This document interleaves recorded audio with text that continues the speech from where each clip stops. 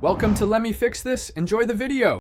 You start by confirming your PS5 is on the latest system software and online. This matters because the console needs current web components.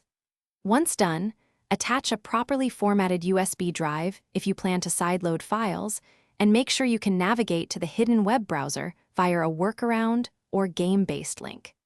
You'll also sign into your Google account on another device to prepare Chrome resources. These prerequisites speed the next. Now you open the PS5 limited web view by launching an app or game that accepts a URL. This is how you get a browser context. Next, on your phone or PC, grab the Chrome package or set up a remote desktop so you can stream Chrome into that web view.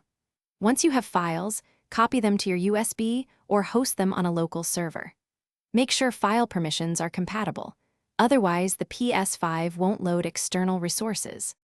Finish by launching Chrome inside the PS5 web view or via your remote desktop stream and pin the shortcut for quick access.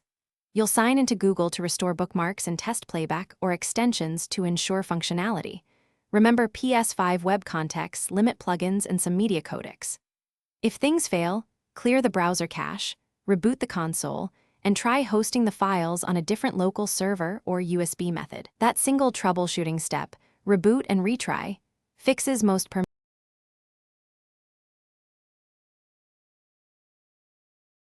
Thanks for watching. If you found this helpful, don't forget to like and subscribe.